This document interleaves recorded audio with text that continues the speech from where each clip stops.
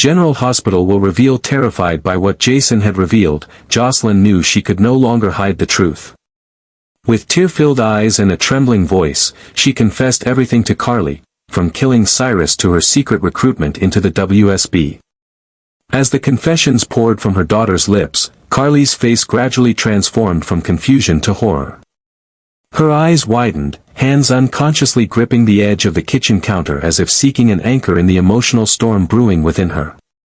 Each detail Josslyn revealed was like a knife cutting into the mother's heart, not just because of her daughter's actions but also because of the truth about Brennan, the man for whom she had developed deep feelings.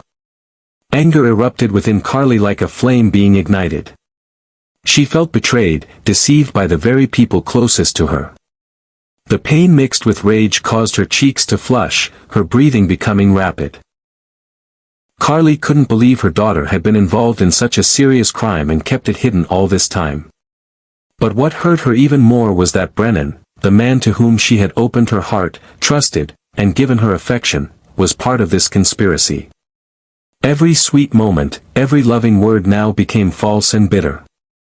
Carly's heart shattered, but simultaneously a flame of resentment began to burn. She recalled the intimate moments with Brennan, the times he looked deep into her eyes and swore to protect her, while in reality he was using her as a pawn in a dangerous game. Carly felt exploited, disregarded, and this made her fury even more intense. Her eyes darkened, her determination for revenge rising powerfully. In the once cozy kitchen now immersed in a heavy atmosphere, Carly looked at Jason with complicit eyes. They didn't need to speak, but both understood that Brennan would pay. Carly was no longer the weak woman who had been deceived. She had returned to being the strong, decisive Carly who never forgives those who dare to betray her. With a broken heart but an iron will, Carly began planning with Jason, her longest and most trusted ally, to trap Brennan and make him pay for what he had done. Both Carly and Jason deeply understood the true danger that Brennan represented.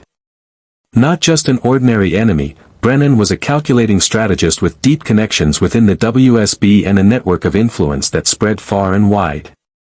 After Josslyn confessed the entire truth about killing Cyrus and being drawn into the WSB by Brennan, Carly fell into a state of panic and extreme fury. She knew well that once her daughter betrayed the organization and the WSB, Brennan would never let Josslyn live in peace. In the world of the WSB, traitors and legal liabilities never existed for long. With a broken heart but an iron will, Carly turned to Jason, her longest and most trusted ally. They understood that to deal with an enemy like Brennan, they needed a plan that was perfect down to the last detail. Every move had to be carefully calculated, every possibility anticipated. Jason, with his experience and underground connections, began gathering intelligence and cutting off Brennan's support networks, while Carly quietly prepared the necessary resources. They knew that Brennan was dangerous not only because of his power within the WSB but also because of his ability to manipulate psychologically. He had proven this by drawing Josslyn into the organization and was now using her as a pawn in his cold-blooded game. Carly and Jason understood that they were facing not just a physical battle but also a psychological one, where every move could lead to serious consequences. Their plan began to take shape, a meticulous strategy to remove Josslyn from Brennan's control. Jason established escape routes, creating contingency plans for every possible scenario. He knew exactly how the WSB operated, understood their ruthlessness and ability to eliminate problems without hesitation. Carly, meanwhile, had begun her own battle, making calls, pulling strings, preparing for the biggest fight of her life. They established a safety network around Josslyn, creating a protective space where Brennan and his minions could not reach. Every detail was carefully calculated, from the timing of actions, travel routes, to the people they could trust to help. Carly and Jason understood that they had only one chance to succeed, and any mistake could lead to catastrophic consequences not only for Josslyn but for all those they loved. In the shadows of Port Charles, a silent war was unfolding. On one side was Brennan with the full power of the WSB, on the other were Carly and Jason with their determination to protect Josslyn at all costs. Time was running out, and they knew that each passing moment could be the last before Brennan realized their plan and took action. But with a mother's love and a protector's determination, Carly and Jason were ready to face any challenge to rescue Josslyn from the clutches of the monster she had unwittingly served. Terrified for her daughter's safety, Carly couldn't sleep for many nights in a row. Nightmares about Brennan and the WSB hunting down Josslyn would wake her in panic, drenched in cold sweat. Every time she closed her eyes, she saw images of her daughter being captured, tortured, or worse, images so vivid that Carly would jolt awake, her heart pounding in her chest. When she learned the truth that Josslyn had accidentally killed Cyrus and was subsequently manipulated by Brennan into joining the dangerous WSB organization, Carly felt as if the entire world was collapsing beneath her feet. Initially, the idea of sending Josslyn to Germany, where Michael was receiving treatment after his recent accident, seemed like a reasonable solution. Carly had even begun arranging the necessary paperwork, contacting doctors there to ensure Josslyn could receive psychological care after the trauma she had experienced. However, after many sleepless nights of contemplation and quiet exchanges with Jason, Carly realized this could be a fatal mistake. Brennan, as a high-ranking WSB agent, had access to a global intelligence network. He could track flights, check immigration records, and might even have people in embassies and consulates.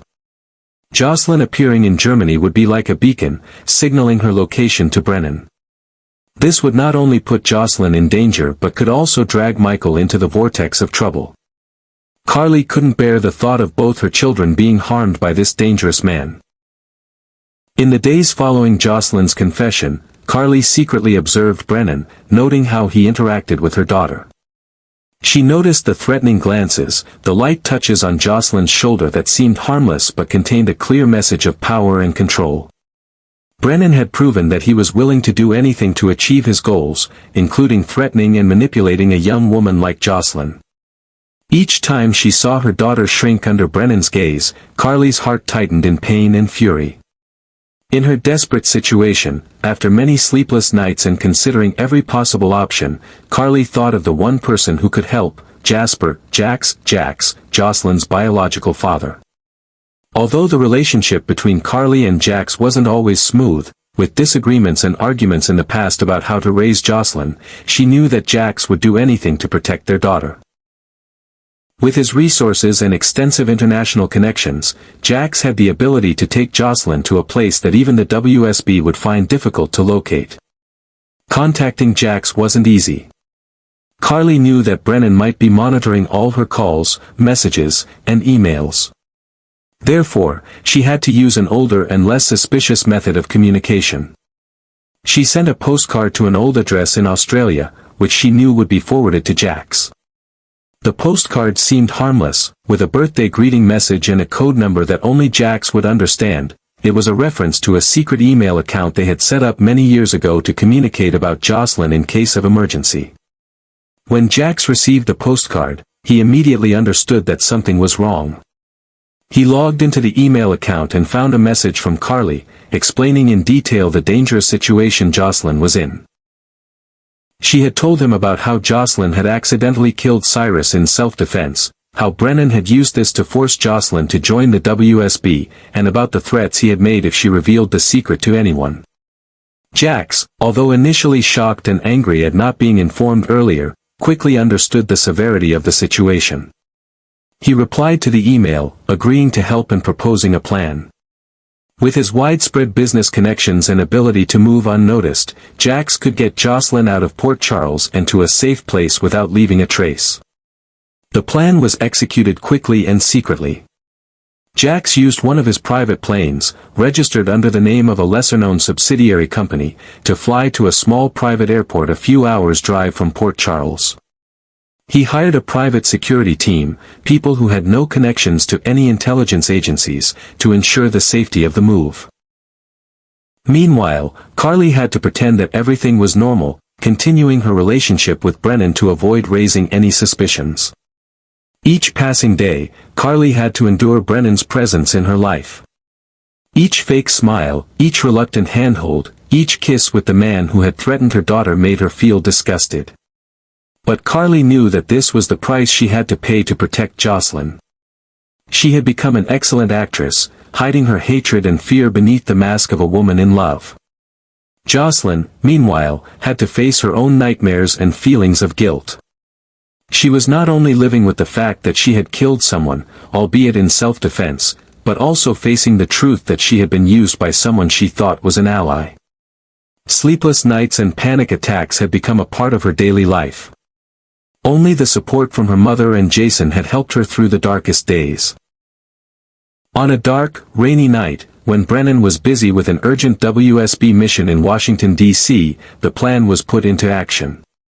Jason took Josslyn to the meeting point, an old warehouse on the outskirts of Port Charles, where Jax was waiting with an untraceable rental car. The farewell between Josslyn and Carly took place in tears and tight embraces, with promises to see each other again when it was safe. There were no formal goodbyes, no traces, just a short message sent to Trina from a burner phone, saying she needed time to think and would be in touch when she could. Jax took Josslyn to the private airport, where the plane was ready. Within hours, they had left American airspace, flying across the Atlantic to a transit point in Europe, then changing planes and continuing their journey to the final destination, a small, isolated island in the South Pacific. This was a place that Jax had purchased under the name of a shell company many years ago, a place that didn't appear in any official records related to him. When Brennan returned to Port Charles and discovered that Josslyn had disappeared, he was furiously angry. He went to Carly's house, banging on the door at midnight, demanding answers. Carly, mentally prepared for this moment, opened the door with a confused and worried expression. With remarkable composure, she pretended to be just as confused and concerned about her daughter's disappearance. She cleverly suggested that perhaps Josslyn had been too shocked after the poisoning incident and needed time alone, possibly visiting a college friend or going somewhere to rest. Brennan, although suspicious, couldn't prove that Carly knew anything. He used all the resources of the WSB to search for Josslyn, checking flights, tracking credit card transactions, even having people follow her friends. But Jax and Carly had planned too meticulously. There were no traces to follow, no clues to search for.